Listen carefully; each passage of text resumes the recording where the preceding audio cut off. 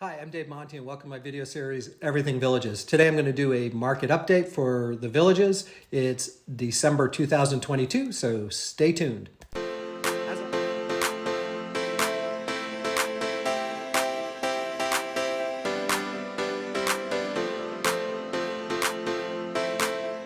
Before we get started, a little bit of housekeeping. Actually, today is going to be a little bit more housekeeping than I usually do. If you like this video, please hit like, leave a comment. If you like my channel, please subscribe to it. All those actions help these videos reach more people. Also, if you'd like a copy of my free 42-page guide, Buying and Selling a Home in the Villages, you can email me right here at davemontysales@gmail.com. Also, I now have this cost of living calculator that has morphed over time. It started off as just information on how much things cost, and it's kind of morphed into a full-blown budgeting tool for the Villages. So if you like your copy, you can also email me right here at davemontysales@gmail.com. Last bit of housekeeping is that if there are any topics that you feel like I'm not covering in these videos, please either email me at the same email address or leave me a comment on something you'd like to see, and I'll put together a video for you.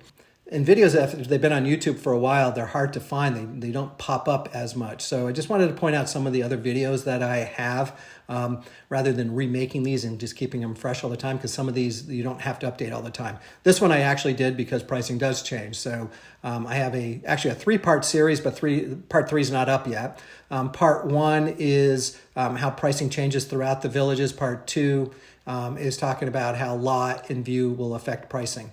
I have a video called Biggest Bang for Your Buck, where I talk about helping clients update their homes before they sell, okay, to maximize their profit, or after they buy, so they can choose the location that they want, the model that they want, and we can help clients make it look like they want to, basically make it look new. Okay, so let me show you, biggest bang for your buck. And so we have some examples under our belt. Actually, we have more than these. I just picked a couple of them. Here is a client who bought a home that actually probably didn't need to be fixed up, other than they wanted a more modern floor plan, because this had a closed-in kitchen, but it was definitely move-in ready. And we took the wall down, painted cabinets, painted the walls, new kitchen cabinets, new backsplash, new flooring, new kitchen island. Actually can't take credit for that. This client actually built walnut cabinets. They're beautiful. So, he did a great job there. And, new countertops. So you can just see it went from that to this. Right? So, and this is a whispering pine. And I kind of look for these for my clients because it's one of the few models that lend itself to tearing a wall down and putting in a square island, which is the modern look that you're going to get in a new home. Okay. This house we actually updated for a client before they sold it, based on selling it this way versus this way. We estimate that they netted an additional $37,000 from the sale of the home. And the same home, different angle. You can just see, again, just cleaned it right up. This one is a client who bought about a year ago, and we updated the entire home for him, but I'm just going to show you a picture of the kitchen. And again, I apologize for the quality of these pictures. Okay, so it went from that to this. Painted the cabinets, new kitchen appliances, new flooring, and we just did subway tile through that, the whole kitchen. And last but not least, this is actually our flip. I bought this about a month ago, or maybe 5 weeks ago, and you can see dirty carpets, kind of real dull looking kitchen. And this is what we turned it into. So this is currently on the market. So pretty much we can take anything that you have and make it look decent. Okay. Now this is the living room, same slightly different angle. So you can see the kitchen's back over here. So again, just light and airy from that, right? Here's the guest bathroom to that. Here's the master vanity to that. And we're still waiting on the frameless glass door to be installed here. Okay, so anyway, so the goal, and again, that's the biggest bang for your buck. Okay? And it is. Your biggest bang for your buck is to find something that needs a little bit of help, because you can buy it at a really good price, put some money into it, and a lot of equity that can be had just by doing that, whether you're selling or buying. Okay? Again, we talked about the cost of living calculator, so if you want to learn how to use that, we do have a video or videos about that. Understanding the two markets, we talk about needing two real estate agents. You need one that works for the villages, so you can see new and anything that's listed with them. And if you want to see anything that's listed on the MLS, you would need to work with a realtor like me. Buying sight unseen. Sight, not sight unseen. Okay, so sight unseen, where I talk about, like, if I have a remote client, probably 30% of the homes I do are sight unseen.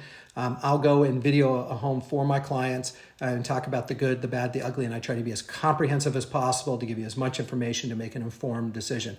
So far, batting 1,000. I have yet to have a client who's been disappointed when they. And I have one on homeowners insurance, and I have a bunch of other videos. And I got a couple on bonds and taxes. I do these market updates each month, and I talk about a lot of the same concepts. Okay, so. If you've seen these before, the first maybe 10 slides is the market update. The remaining you've seen before. So, and I'll point at where that mark is. So the market is definitely slowing down. Okay? Doesn't mean it's affected prices, it's just the market is slowing down. Now, there's two things going on right now. It's November and December, which is traditionally fewer homes are on the market and fewer buyers are in town. No one likes to buy around the holidays. Okay, but some good news is happening is that we saw the interest rates climb up, and now they're starting to back down. Hopefully, that's a good long range indication that they're not going to raise interest rates anymore, and that we might see, hopefully, see the Fed start to decrease. Inventory is definitely jumping, and we'll point that out. So there's much more inventory. Again, great news for buyers, not so much for the sellers. We're seeing prices, again, flattening. We're not seeing them decrease yet, okay? And we'll explain why.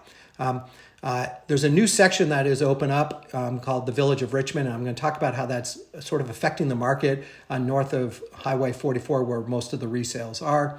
New listings. Again, you'll see this, what's going on, end of the year, I'm not sure what happened there. End of the year, and we're starting to see this happen a little bit sooner. There's a constant inventory in the market throughout the year. It's not as seasonal here. The only time it's really seasonable is right around the holidays. Okay, months of inventory. Again, if you've seen any of my videos, we talk about this quite a bit. Months of inventory is an indication on the strength of the market, whether it's a buyer market or a seller market. A balanced market is 6 months worth of inventory. And what that means is you take the number of homes that are currently on the market and divide it by how fast the homes are selling, and it tells you how many months of inventory you have on hand. Anything under 6 months is a seller's market. Currently, there are 281 homes on the market. They're selling about 95 homes a month, so we have about 3 months of inventory, which is still a healthy seller's market. That's why prices have flattened and are not decreasing yet. So we have a healthy seller's market still, okay? But much better for the buyers than it was 6 months ago. All right. So here is months of inventory. I have this marked wrong. I apologize, but here's the months of inventory right here. Okay, so you can see we were kind of in this channel, and a little bit nerve-wracking too, being on the resale side, is that you saw the months of inventory slowly declining over the last 5 years. Okay, and part of the reason is that there's a finite number of homes that are pre-owned, and you still have increased demand in the villages. So the pre-sale homes are still in high demand. A lot of people will go and they go look at the new, and they don't like either. There's advantages and disadvantages to the new area, and some people just don't like the new area. But that number of people keeps growing. If you got 1,000 people in looking at homes and 20% of them don't like what's in the newer section, you got those 200 people buying up in the main part of the villages. Well, the popularity of the villages continues to grow. So now you have 2,000 people looking. And again, if just 20% of those people are not liking that new area, then those 400 people now are looking up in the main part of the villages. So over time, we have seen the months of inventory decline. During COVID or coming out of COVID, this was ridiculous. We were seeing months of inventory measured in days, and that is the ridiculous point in this market. And now we're really starting to see it increase, and we're actually getting out of the channel. So it actually looks like it might be heading towards a stronger buyer's market. Okay. Average number of days to sell the home. generally a good rule of thumb in real estate is about 2 months to sell a home. In the villages, it's been slowly declining over time to the point where you're around a month and a week. During COVID, it got ridiculous down here at 10 days on average to sell the home. And right now we're seeing that number creep back up. Homes that are showing well are still selling fairly quickly. The homes that don't show well are sitting on the market much longer than they were before. Now I'm going to look at the average sold price per square foot. And I like to do it per square foot mainly because if you just go with the raw number of how much the house is, you don't know how big the homes were. So you could have an anomaly where this month a bunch of big homes sold, so the price would go up. So I like to look at the average price per square foot. And you can see that, it was marching up steadily over the last 5 years, and then COVID hit and then kind of went through the roof. Now we're starting to see pricing turn over. We're not seeing it decrease yet. Okay? We're seeing it flatten out, and that's what we've been predicting. In 2023, we see it flat, maybe climbing, maybe going down, but most likely it's going to be flat here in the villages. We are seeing in some markets across the U.S. Prices declining, but we don't necessarily anticipate a deep decline here in the villages. All right. Now, I just said I like to use price per square foot, and I got it here, but over here I have the raw numbers, and without getting into a lot of detail, the MLS isn't the best to pull statistical data out of. But what I wanted to show is that list pricing, so we did sold pricing, and now here's list pricing. All right? But here's the more important graph. I'm hearing all the time, I got buyers calling, they're excited. I see prices dropping. Okay? Well, you're not seeing selling prices drop. We are still seeing selling prices starting to tick up. So these are selling prices here, and here are list pricing. What you're seeing is that the sellers and the listing agents were a little bit slow to catch on that the pricing has kind of turned over. And so what you're seeing online is a decrease in list price, okay? But you're still seeing selling prices ticking up slightly, okay? So what you're now seeing is list pricing doing this. All right. We're also seeing the number of sales decline. Now, I did put that up, I think maybe at the beginning of this presentation, but in general, you see the number of sales is definitely declining. It stayed pretty constant, and now we're starting to see it go down. So again, the market is slowing down even here. All right. Now, the big question is this. Now, this is where I get a little bit repetitive. So that was the market update. That's what's going on. If you want to know what's going to happen to pricing, this is going to be my opinion and my opinion only. If I had a crystal ball, I would be in Wall Street, not here. But what's going to happen to pricing? I'm going to give you my opinion. So far, I've been pretty accurate with pricing leveling off. I've been talking about that over the last few months, and that has been the case. Right? What affects pricing? Well, interest rates definitely will affect pricing. Freddie Mac says for every 1% of interest rates, you'll see a 5% drop in the number of buyers and a 4% drop in home values. Now, this is a little bit happening, the drop in home values that you are starting to see that nationwide slightly, but we're not seeing here in the villages. But we are seeing the number of buyers decrease with this increase. Now, I'm going to talk about why the villages is not affected as much as other locations a little bit further in this presentation. You can't turn on the TV without hearing bad news. Thank God this week we're starting to see some more positive news with the economy. Again, interest rates stabilizing, if not coming back down on the mortgage rates. Hopefully the Fed follows and starts reducing the prime rates slightly. We're starting to see the consumer pricing index turn over, meaning that inflation is starting to subside slightly. Gas prices are starting to come down. But you can't turn on the TV without saying, hey, the world, the sky's falling and the market's going to completely crash, which gives people not so much confidence. Now, I'm a buyer. You saw my flip there. I was nervous pulling the trigger, but listened to myself and said, hey, Villages is a safe place to put more money into real estate. Now, the experts are talking about slight increase in prices nationwide still. So we're not talking about the almost exponential growth in pricing, but we are seeing it still tick up slightly. Now, again, what happens in 2003 is a little bit more of a guess than it was talking about what was going to happen at the end of this year. All right. Now, let's talk about the villages, and we're going to talk about several things that are going on in the villages. And again, this is going to be repetitive for people who have seen these videos before. Is that last year there's about 7,000 homes sold here in the villages. 60% of them are new. The villages developer controls a large chunk of inventory. They have the ability to throttle back on inventory to keep inventory levels lower so they can maintain pricing. Okay, now, I did hear that they lowered a price on one home, and I'm not exactly sure why they did that, because I had a client who was about to pull a trigger with me on one home and said the Villages dropped the price by $10,000 on a home, which I haven't done in years. So we'll see what happens there. We are still seeing 10,000 new retirees a day, so people continue to retire. That just means that the pool of buyers is increasing. And I had a graph in there that I should put in here that the number of retirees continues to climb. Okay. Now we're getting to the end of the baby boomers, but these baby boomers are still aging and they're still retired, and and so you're still seeing an increase in the number of retirees, even though the number of people retiring each day is going to start declining here pretty soon. The overall effect is large. It's like boiling water. You turn it off, and the water continues to boil. Now here's the biggest reason why the Villages is not affected as much as the rest of the economy is the fact that retirees in this bracket, they don't lose jobs, they have larger, more diversified portfolios, and interest rates don't hit them as much. 60% of clients pay cash here. So the interest rates are still affecting a good portion of people. It's actually affected investors who were buying rental units. So we're seeing them sort of exit the market here a little bit. But we're still seeing people with cash buying homes. And I've actually had clients who have gotten a loan as well because 6% is a lot higher than it was months ago, but it's still basically below average. The other thing that you get here in the Villages is that you have a constant demand for homes.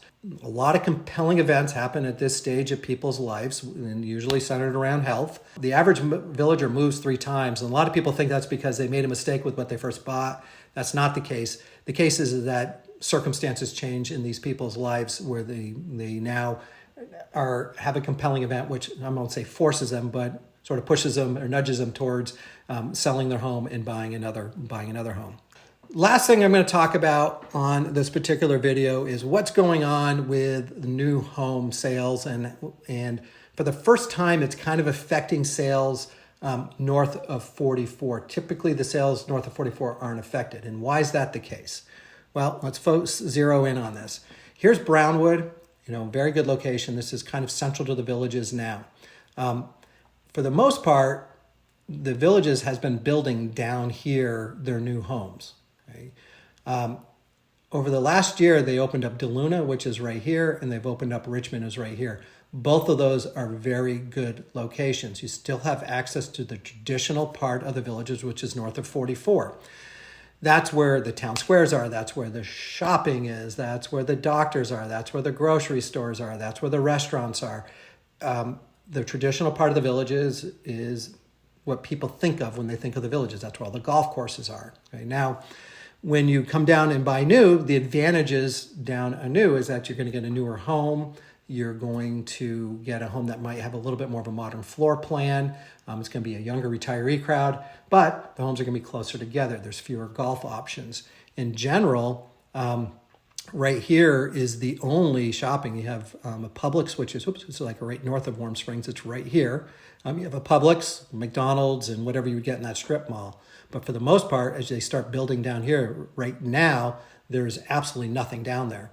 If you need to go to Walmart and you're living down here, you need to hop in your car and drive 35, 40 minutes to get to the closest Walmart, which is up here. Okay, so now I always get asked this: why are the homes more expensive north of Highway 44? Why are the pre-owned homes or resale homes more expensive? It's location. Okay, again, when people think of the Villages, they think of north of 44. When the Villages is building down here, I can say that. When the Villages is building here, I can't say that. Everyone thought they were going to put a lot premium on the Village of Richmond, and they didn't. They actually have, for every home being sold right now, an average of 15 to 20 people going after each home. So the demand is huge for Richmond right now, which is kind of slowing down the sales up north of Highway 44. Now, what's interesting in DeLuna, which is only another 5 minutes, maybe 10 minutes away from Brownwood, and still a pretty decent location, these are selling, but if you want one of the homes in there, typically right now you can say, I want that home, and you can go get it. If you want one in Richmond right now, it's a little bit of a lottery. Okay, so, but what's happening here is I can't say to someone right here, well, why is this more expensive than this? Because the location is not a big issue here. Now, the look and feel's different. There's a lot more tropical up here. Homes, in my opinion, are built slightly better. You have bigger lots up in here. Okay, but in general, it's about the same location. Once this closes out, I think you see a huge price bump here, and you're going to see a huge price bump here. So these right here are the most expensive part of the villages. And why is that the case? Because it's the newest homes in the traditional part of the villages, which is still in high demand. All right. So big question is it a good time to buy? And I should put, is it a good time to sell? So buying is becoming better, right? Now, the question is pricing going to drop? In my opinion, I think it's going to flatten out for all those reasons that we said. As soon as Richmond closes out, I actually think you're going to see prices start to kind of rise again, at least in the traditional part of the villages. The newer homes are going to maintain probably at the current levels. So if you're going to be moving, now again, let's assume the market is going to crash nationwide. Right? Now, where's the safest place to put your money? Right? Same thing if you think stocks are going to crash, there's safer places to put your investment money. If you think the real estate market is going to crash, it's going to crash less here. In 2008 and 2009, the rest of the country went down by about 30%. Here it only went down 9%. So if you think the market's going to crash, this is a safe place to put your money. So if you're selling a home up north and you want to move into the villages, it's actually a good time if you can sell your home. Okay. If you're downsizing, it's a great time to move into the villages. You're going to sell an expensive home, take a lot of that money out of the market, buy a smaller home in a safer location. It's a great time to buy here. Are you upsizing? A little bit of a math problem. Okay, so if you're going to be upsizing into the villages, is now the best time to do that? Is it now the time to put more money into real estate? Maybe I did. Like I said, bought a flip. Okay, so that's just a math problem at that time. Same price within the villages, kind of the same thing. It's an even swap. Okay, so I go 50-50 on that, even swap. Is it a good time to upsize? I probably, if I'm a homeowner and I'm seeing everything right now, is now a good time to upsize? Probably not. It might be worth a wait to see if prices might decline a little bit here. They're going to remain flat. So I don't think you see the risk of them completely climbing. Okay, but you might just wait on the sidelines and wait for a possible decrease in price. And again, I don't think that's going to happen, but no harm in waiting. Is now a good time to downsize? Yes, now is a pretty good time to downsize. If you want to take money out of the market, and you're going to downsize within the villages. So downsizing right now, taking money out of real estate, if you think the market's going to crash, is not a bad thing. All right. Key takeaways. The market is definitely slowing. I'm not as confident in saying that prices are going to flatten out. I think they are. In my opinion, at the villages, hopefully the developer knows that they have that control in their hands, that they can throttle back on inventory a little bit to maintain pricing, because it's in their benefit in the long run to maintain pricing here. Okay, prices are flattening out. What's going to happen to them? Again, I think they're going to remain flat. I'm just not as confident as I was, 3 months ago, whether they're going to remain flat or not. Okay, there are definitely better inventories for buyers right now. Interest rates seem to be leveling off. Actually, we see them dip a little bit. Okay, and again, if you believe the housing market is going to crash, this is a good place to put your money. Okay, so that is my market update. Again, if you'd like a free copy of my 42-page guide, buying and selling a home in the villages, email me right here at davemontysales@gmail.com. If you like my cost of living calculator, again, you can email me at the same email, davemontysales@gmail.com. I hope you found this informative and not too repetitive, and I hope to be seeing you around the villages. Take care.